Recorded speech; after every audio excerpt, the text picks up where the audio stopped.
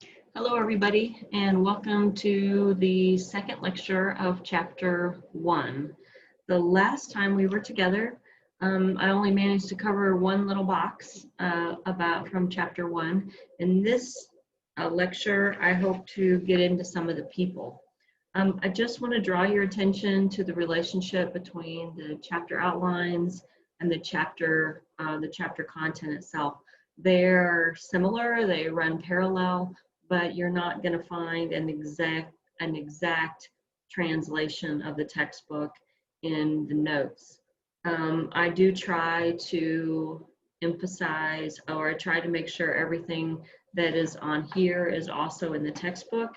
When it comes to exam time, I will do my very due diligence to make sure that if it's in the textbook and on the handout, that's the material that's going to end up in your test. I'm not going to pull some minutia, some little bitty detail from the chapter outline that's not also in the textbook. So the idea of the lecture is actually supposed to be to expand on what's already in the textbook. So don't expect them to be exactly verbatim.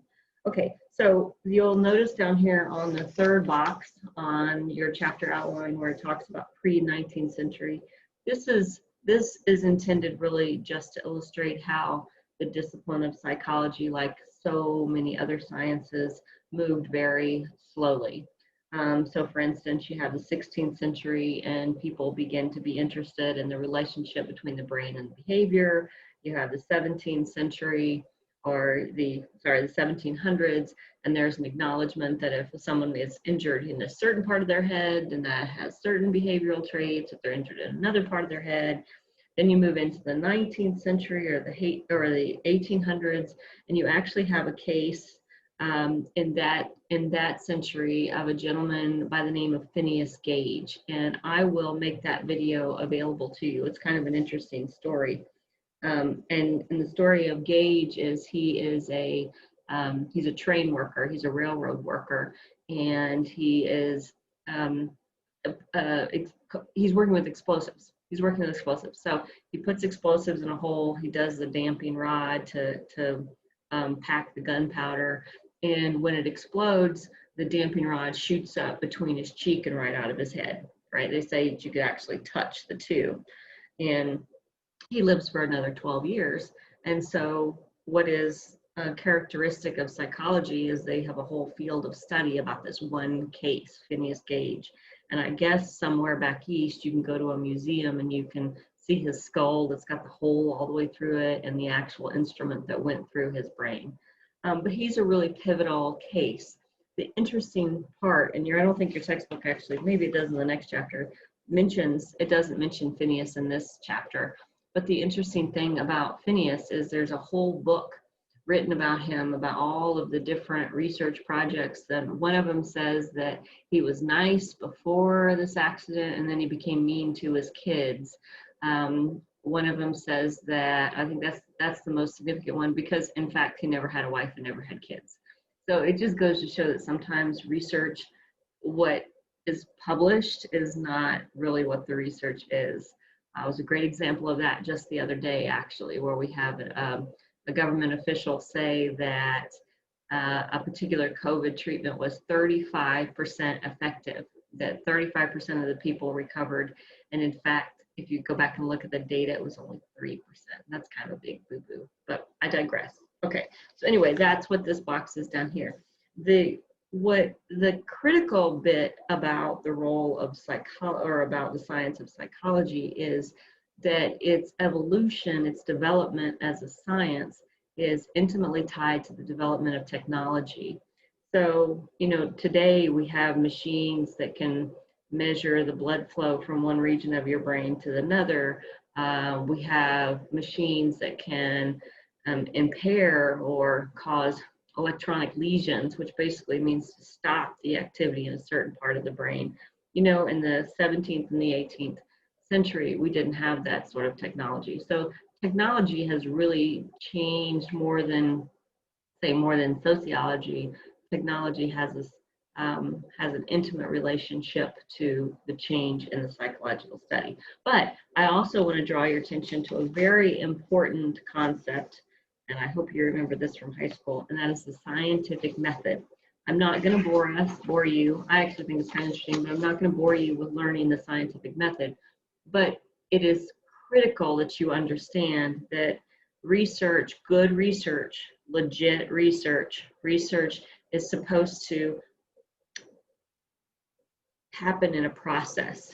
You collect observations, you analyze those observations, and you try to explain those observations. In order for research to be considered valid and reliable, those findings must be replicatable. In other words, if I tell you how I came to this conclusion, and I give you very precise description of who I asked the question, how I asked them the question, how I analyze my data, and you can't come up with the same conclusion, or your data doesn't show the same patterns, that is considered non-reliable data. So when we have one finding that says this and all the other findings say that, we go with all the other findings, not the one. And that's the difference between, well, that's what good science is supposed to be. Good science is supposed to be replicatable. You can do it again if I tell, and valid. And valid simply means that you are measuring. So if I want to do a research project on depression, I have to make sure that the questions that I'm asking are about depression and they're not about anxiety or hallucinations. So that the validity means that you're measuring what you intend to measure, and reliable means that the research process that I use could be replicated and come up with the same conclusion. I think, okay, so we'll move on from there. The next couple slides on here are some of the founders, if you will, of the discipline. They are mentioned in your textbook. Wundt is, Titchener is. I'm not sure if James is mentioned, at least not in this chapter. Wundt is considered, it's a fun name to say, he is considered the founder of psychology, right, or the father of psychology. And pretty much everyone, so when I was in grad school, I had a professor and he had a tree, like a family tree, and he was able to trace his academic training all the way back to Wundt. So the way that, you know, you might have a family tree and you're related to so-and-so is related to so-and-so is related to, I don't know, go all the way back to Daniel Boone or something like that. Dr. Harris actually had himself up at the tree and he could say, I learned from so-and-so who learned from so-and-so who learned from Wundt. It was kind of cool. Sociologists don't do that. And so that's really what, okay, so Titchener, so Wundt, yeah, he's the founder. Titchener was one of Wundt's students.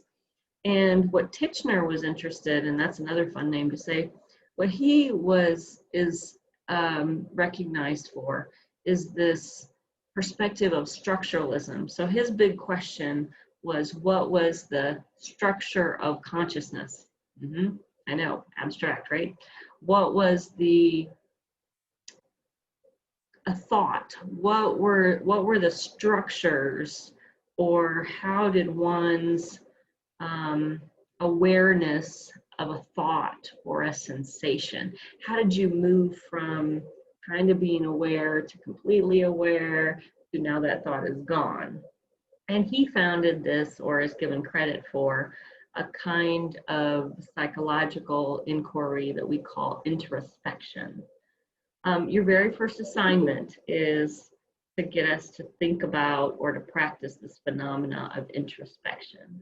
So introspection means to become aware of your consciousness. In today's pop culture, we call this mindfulness, right?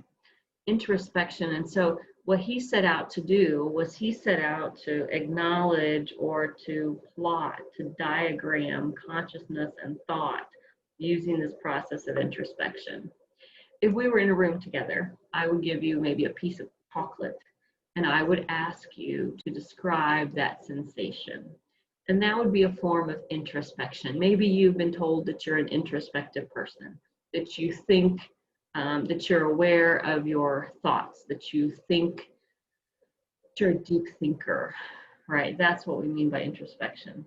And your very first assignment invites you to spend 20 minutes, roughly, I mean, 20 minutes is a long time, to engage or to become simply aware of your thoughts.